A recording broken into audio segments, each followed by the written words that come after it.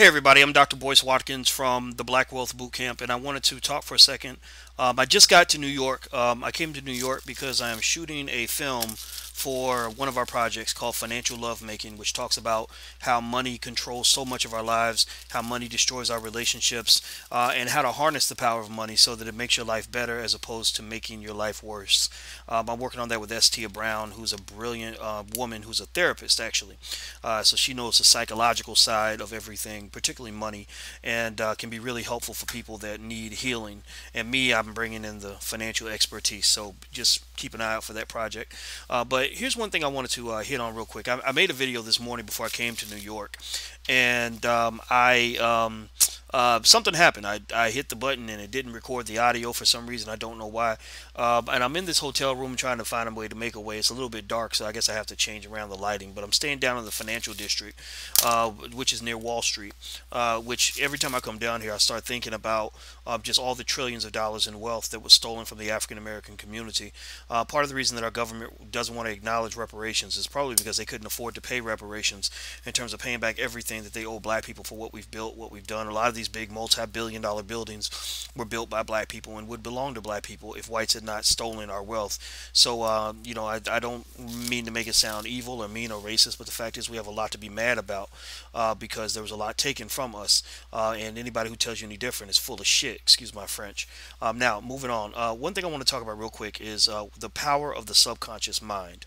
I thought about this morning. I don't know why it came to my mind. I made a video about it and the audio didn't come on, but I had to talk about this again. One of the reasons that it's hard for people to change is because they've been programmed in a certain way.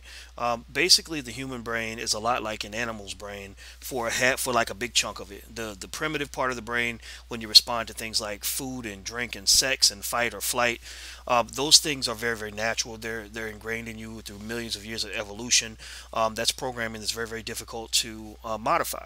Once you've been programmed that in a certain way as a child, it's very difficult to break away from that programming, which is why part of the thing that we do in the boot camp is we push hard to say, let's form new habits. It takes about 30 days to form a new habit. So at first it's awkward to do something different. It's like when I start exercising again, it's always awkward because I don't feel like taking time to go to the gym and all that. But then after about 30 days, I start to want to go to the gym because I'm used to it, right? So in your life, you always have to be conscious of your habits, the things you do every day that forms your habit structure. And the best way to achieve your long-term goal is to achieve those goals on autopilot. When you can achieve your goals on autopilot, then what happens is you don't have to really work as hard to reach your goals because you're just automatically going to be doing what you need to do in order to get there. The other thing that's important about subconscious is we got to think carefully about how we program our children, how we train them. At a very early age, teaching them black pride is very, very important. Teaching them intelligent concepts as it pertains to money is very important. Teaching them the value of education is very important. Teaching them the importance of being a good person is very important. Teaching them to stand up for their community is very, very important. Teaching black men to love black women, to respect black women, and to take care of their responsibilities is very important. Teaching black women to love and respect and cherish the black men in their lives is very, very important. The list kind of goes on and on. So when you have your kids and you raise them at an early age, make sure you understand this. A big chunk of your programming as a human being occurs before you hit the age of 5.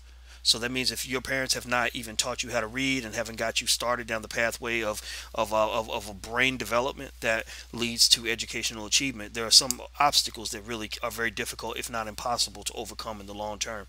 So get your kids started early, teach them the values that they need to know, reprogram yourself in terms of making sure that that your thinking is consistent with who you want to be. Because remember that the conscious mind, what you're aware of, what you see, what you know, that's about 2% of everything that defines who you are. It's like it's the tip of the iceberg, and the rest of the iceberg lies in your subconscious. So that's why when you look at some of this music that they're putting into the brains of black children, what they're doing is they're manipulating their subconscious minds. They're telling them women ain't nothing but bitches and hoes. Go shoot a nigga down in the street. Go throw all your money away at the club. Go get high and drunk every day. Go have sex with everything that moves. They're sending these subconscious signals because another thing about music that's very interesting is that music opens up your subconscious. It makes you open to suggestion. That's why music works, right? That's why when a man's trying to get romantic with a woman, he'll play romantic music.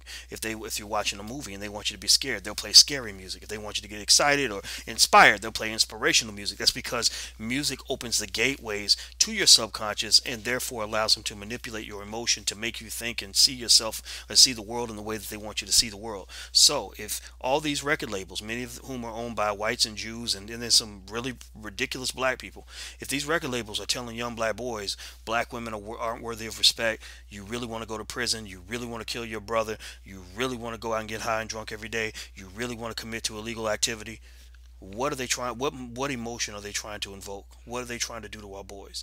So keep that in mind. The worst part about that, in fact, is that many of these boys that they're manipulating are as young as 3 years old. So we are in a psychological war. Protect your children from that war. Protect what goes into their minds, just the same way you might protect what goes into your child's body, right? So keep that in mind. That's all I really want to say. I'm Dr. Boyce Watkins. If you want to hang out with me and learn finance from me, we're still teaching at the Black Wealth Boot Camp, and a lot of people seem to like it. So I hope you come check it out. Until we meet again, please stay strong, be blessed, and be educated. I am gone. Peace.